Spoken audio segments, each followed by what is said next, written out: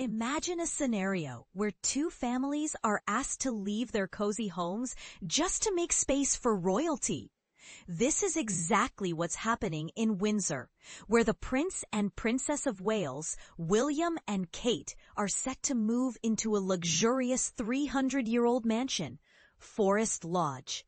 But here's where it gets controversial. The move involves asking two families to vacate their homes adjacent to the estate. The Mail on Sunday reports that William, Kate, and their 3 children will soon relocate to the Grade 2 listed Forest Lodge, nestled within Windsor Great Park.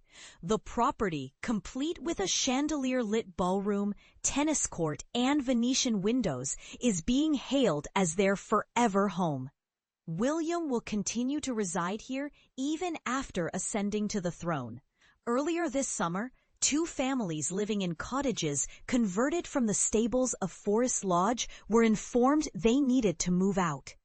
These cottages, managed by the Crown Estate, were home to tenants who were reportedly surprised by the request.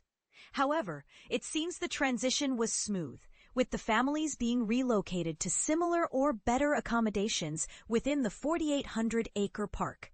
A well-connected source explained, "They were told to move out. I guess they were given somewhere else, but they were told they had to move. They were not expecting it. Those houses are very close to the lodge.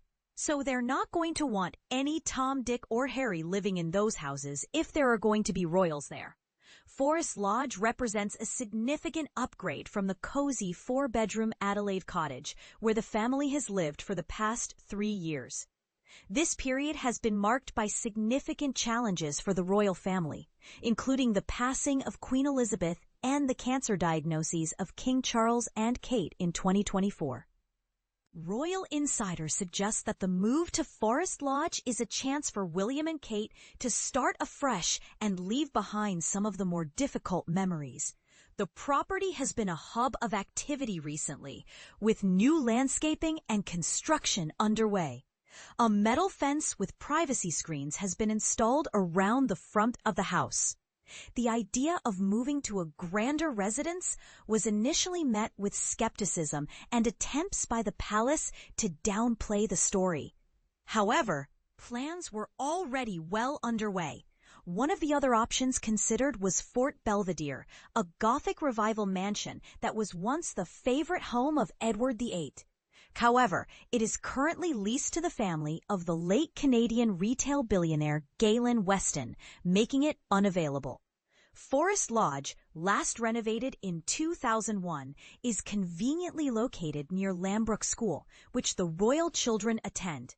The move and rent are being covered by William and Kate, with no additional cost to taxpayers. Kate has been spotted selecting furniture from a royal storehouse, including a 24-seater dining table to furnish the larger spaces in the new home. Despite the grandeur of Forest Lodge, some royal insiders question whether it can truly be the family's forever home. One source remarked, "How can this be their forever home? It is not grand enough for a king." Previously, Kensington Palace was touted as their permanent residence. But the couple moved to Adelaide Cottage in 2022. Kensington Palace will remain their official London residence, and they will keep Anmer Hall, a 10-bedroom property in Norfolk, as a family retreat. The choice of Forest Lodge as their long-term home raises questions about the future of Buckingham Palace, which is undergoing a £369 million renovation. It seems unlikely that William will live there as king, potentially opening it to the public for major royal functions. Forest Lodge has a rich history, having been home to notable figures such as Sir John Aird, Edward VIII's equerry, and philanthropist Elisa Swidler, who threw lavish charity events. The current tenants, Alex Fitzgibbons and his wife, have recently vacated the property. And this is the part most people miss. The decision to move to Forest Lodge reflects a broader shift in the monarchy, where tradition meets modernity. What do you think about the royal family's decision to prioritize a more private and less traditional setting? Should the monarchy adapt to changing times or stick to centuries-old traditions?